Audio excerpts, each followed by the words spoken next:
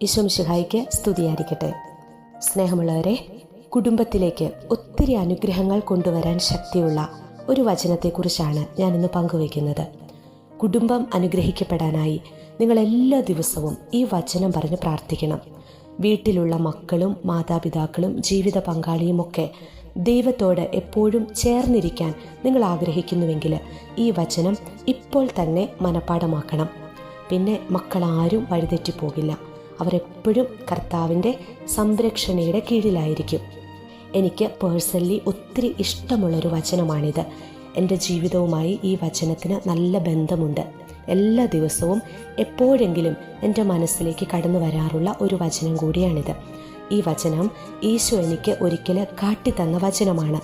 അന്നു മുതൽ ഞാൻ എൻ്റെ ഹൃദയത്തോട് ചേർത്ത് വെച്ച് പ്രാർത്ഥിക്കുന്നതാണ്. അതിന് പിന്നിലെ കഥയൊക്കെ ഞാൻ പറയാം. അതിനു മുമ്പായി നിങ്ങൾ വചനം ഏതാണെന്ന് ഒന്ന് നോട്ട് ചെയ്ത് വെച്ചോളൂ കേട്ടോ. 2 സാമുവൽ 7-ാം അധ്യായം 29-ാം തിരുവചനമാണ്. ദാവീദിൻ്റെ നന്ദി പ്രകാശനമാണിത്. ദാവീദ് കർത്താവിനോട് പ്രാർത്ഥിക്കുകയാണ്, അടിയൻ്റെ കുടുംബം അങ്ങയുടെ മുൻപിൽ നിന്ന് ഒരിക്കലും മാറിപ്പോകാതിരിക്കേണ്ടതിന് അതിനെ അനുഗ്രഹിക്കാൻ തിരുവുള്ളമാകണമേ. ദൈവമായ കർത്താവേ, അങ്ങ് വാഗ്ദാനം ചെയ്തിരിക്കുന്നു, അവിടുത്തെ അനുഗ്രഹത്താൽ അടിയൻ്റെ കുടുംബം എന്നേക്കും അനുഗ്രഹീതമാകും. കണ്ടോ, എന്ത് നല്ലൊരു വചനമാണ്! എത്ര ശക്തിയുള്ളൊരു വചനമാണ്! ബൈബിളിലെ ഒത്തിരി ശക്തിയുള്ള അനുഗ്രഹമുള്ള ഒരു പ്രാർത്ഥനയാണിത്. വചനം ഒരിക്കലും പരാജയപ്പെടുകയില്ല. അത് നിവൃത്തിയാവുക തന്നെ ചെയ്യും. വചനം പറഞ്ഞ് പ്രാർത്ഥിച്ചിട്ട് ആരും ഒരിക്കലും നിരാശരാകേണ്ടി വന്നിട്ടില്ല. കർത്താവ് നൽകിയ വാഗ്ദാനങ്ങളൊക്കെ നിറവേറപ്പെടുക തന്നെ ചെയ്യും. വാഗ്ദാനങ്ങളിൽ വിശ്വസ്തനാണ് അവിടുന്ന്. വാക്കുമാറാത്തവനാണ് നമ്മുടെ ദൈവം.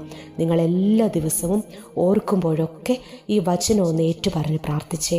മക്കളും കുടുംബവും ഒക്കെ അനുഗ്രഹിക്കപ്പെടുന്നത് കാണാനായിട്ട് സാധിക്കും. നമുക്കെല്ലാവർക്കും വിശ്വാസത്തോടെ ഒന്ന് ഏറ്റുപറഞ്ഞാലോ. 2 സാമുവൽ 7-ാം അധ്യായം 29-ാം തിരുവചനം. അടിയൻ്റെ കുടുംബം അങ്ങയുടെ മുൻപിൽ നിന്ന് ഒരിക്കലും മാറിപ്പോകാതിരിക്കേണ്ടതിന് അതിനെ അനുഗ്രഹിക്കാൻ തിരുവുള്ളമാകണമേ. ദൈവമായ കർത്താവേ, അങ്ങ് വാഗ്ദാനം ചെയ്തിരിക്കുന്നു, അവിടുത്തെ അനുഗ്രഹത്താൽ അടിയൻ്റെ കുടുംബം എന്നേക്കും അനുഗ്രഹീതമാകും.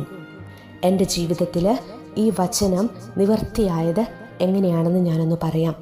11 വർഷങ്ങൾക്ക് മുമ്പുള്ള ഒരു പുതുവർഷത്തിൻ്റെ ആദ്യ ദിനം, അതായത് ജനുവരി 1 രാവിലെ പ്രാർത്ഥിച്ച് ബൈബിൾ തുറന്നപ്പോൾ ഈശോ തന്ന വചനമാണിത്. ഞാൻ എല്ലാ വർഷാരംഭത്തിലും പ്രാർത്ഥിച്ച് ഒരു വചനം എടുക്കാറുണ്ട്. എന്നിട്ട് ആ വചനം റൂമിൽ എവിടെയെങ്കിലും എനിക്ക് കാണത്തക്ക വിധം ഞാൻ എഴുതി ഒട്ടിക്കും. എന്തിനാണെന്നോ, ഇടയ്ക്കിടയ്ക്ക് ഏറ്റുപറഞ്ഞ് പ്രാർത്ഥിക്കാനായിട്ട്. വരാൻ പോകുന്ന ഒരു വർഷത്തെ സമർപ്പിച്ച് പ്രാർത്ഥിച്ചിട്ട് ഈ പുതുവർഷത്തിൽ ഈശോയ്ക്ക് എന്നോട് എന്താണ് പറയാനുള്ളത് എന്ന് ചോദിച്ച് ബൈബിൾ തുറക്കുമ്പോൾ ആദ്യം കാണുന്ന ഭാഗം അങ്ങ് വായിക്കും. അതിൽ എന്നെ സ്പർശിക്കുന്ന ഒരു വചനം ഞാൻ ഒരു വർഷത്തേക്ക് പ്രാർത്ഥിക്കാനായിട്ട് തിരഞ്ഞെടുക്കും.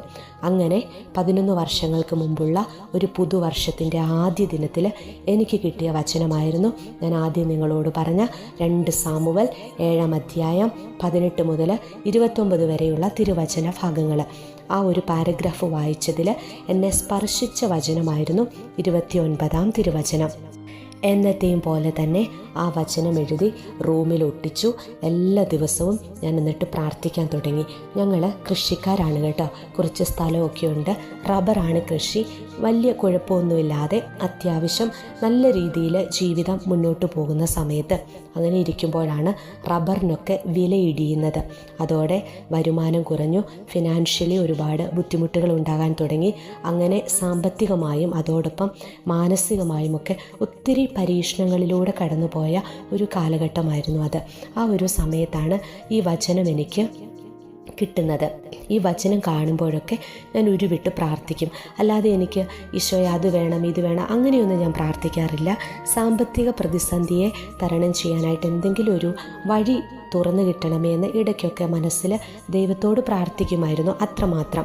അതോടൊപ്പം ഞാൻ എപ്പോഴും ഏറ്റുചൊല്ലി പ്രാർത്ഥിക്കുന്ന മറ്റൊരു വചനം കൂടി ഉണ്ടായിരുന്നു കേട്ടോ. ഏശയ്യായുടെ പുസ്തകം 45-ാം അധ്യായം 2-3 തിരുവചനങ്ങൾ നിങ്ങൾക്കൊക്കെ അറിയാവുന്ന വചനമാണ്. ഞാൻ ആ വചനം ഇടയ്ക്കൊക്കെ പ്രാർത്ഥിക്കുമായിരുന്നു.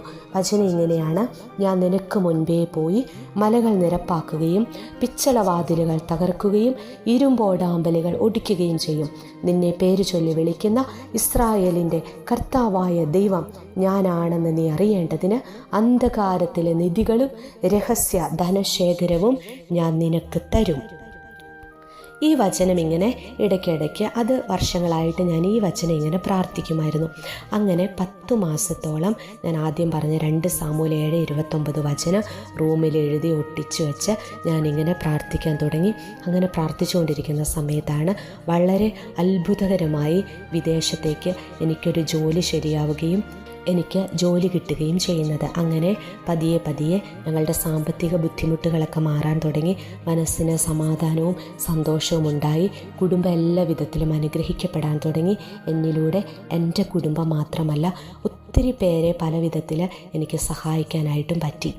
അന്ന് ആദ്യമായിട്ട് പ്രവാസ ജീവിതം തിരഞ്ഞെടുക്കുന്ന ആ ദിവസം വീട്ടിൽ നിന്ന് പ്രാർത്ഥിച്ചിറങ്ങുന്ന ആ സമയത്ത് ഞാൻ ഒരിക്കൽ കൂടി ഈ വചനമൊന്ന് ഏറ്റുപറഞ്ഞ് പ്രാർത്ഥിച്ചു. അപ്പോഴാണ് ശരിക്കും ആ വചനം എത്രത്തോളം എൻ്റെ ജീവിതത്തിൽ അനുഗ്രഹമായി മാറിയെന്ന് ഞാൻ തിരിച്ചറിയുന്നത്. അതുവരെ എപ്പോഴും ഉരുവിട്ട് പ്രാർത്ഥിക്കുമെങ്കിലും വചനം ഇങ്ങനെ ഉരുവിട്ട് പ്രാർത്ഥിക്കുന്ന കൂടുതലായിട്ട് ആ വചനത്തെക്കുറിച്ച് ഞാൻ അങ്ങനെ ചിന്തിച്ചിരുന്നില്ല. നിറവേറപ്പെടുന്ന അവിടുത്തെ വാഗ്ദാനത്തിൽ ഞാൻ അന്ന് വിശ്വസിച്ചു. ദൈവമായ കർത്താവെ, അങ്ങ് വാഗ്ദാനം ചെയ്തിരിക്കുന്നു, അവിടുത്തെ അനുഗ്രഹത്താൽ അടിയൻ്റെ കുടുംബം എന്നേക്കും അനുഗ്രഹീതമാകും. ആ വചനം എൻ്റെ കുടുംബത്തിൽ നിവർത്തിയായി. അതുകൊണ്ടാണ് ഈ വചനം ഇന്നും ഞാൻ ഓർത്തിരിക്കാനും കുടുംബങ്ങൾക്ക് വേണ്ടി പ്രാർത്ഥിക്കുന്ന സമയത്തൊക്കെ ഈ വചനം ഏറ്റുപറഞ്ഞ് ഞാൻ പ്രാർത്ഥിക്കാനുമുള്ള കാരണം. എൻ്റെ ജീവിതത്തിൽ ഒത്തിരി അനുഗ്രഹത്തിന് കാരണമായി തീർന്ന ഈ വചനം നിങ്ങളുടെ ജീവിതത്തിലും അനുഗ്രഹമായി മാറും, അഭിഷേകമായി തീരും. നിങ്ങളും വിശ്വസിച്ച് എല്ലാ ദിവസവും 1-2 ദിവസമൊക്കെ പ്രാർത്ഥിച്ചിട്ട് നമ്മൾ നിർത്തരുത്. നമ്മുടെ ജീവിതത്തെ സ്വാധീനിക്കുന്ന, സ്പർശിക്കുന്ന ചില വചനങ്ങളുണ്ടല്ലോ, അത് നമ്മൾ ഏറ്റെടുക്കണം, വിശ്വസിച്ച് ഏറ്റെടുക്കണം. ദിവസവും വിശ്വാസത്തോടെ ഏറ്റുപറഞ്ഞ് പ്രാർത്ഥിക്കണം. ദൈവം നമ്മുടെ പ്രാർത്ഥന കേൾക്കാതിരിക്കത്തില്ല, നമ്മളെ അനുഗ്രഹിക്കാതിരിക്കത്തില്ല. ഈശോയുടെ അനുഗ്രഹം എല്ലാവർക്കും ഉണ്ടാകട്ടെ എന്ന് പ്രാർത്ഥിക്കുന്നു.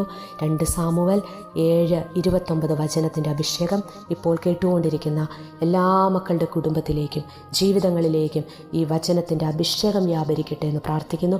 ഈ വചനം വലിയ അനുഗ്രഹമായിട്ട് നിങ്ങളുടെ കുടുംബത്തിലേക്ക്, തലമുറകളിലേക്ക് മാറട്ടെ എന്ന് പ്രാർത്ഥിക്കുന്നു. അടിയൻ്റെ കുടുംബം അങ്ങയുടെ മുൻപിൽ നിന്ന് ഒരിക്കലും മാറിപ്പോകാതിരിക്കേണ്ടതിന് അതിനെ അനുഗ്രഹിക്കാൻ തിരുവുള്ളമാകണമേ.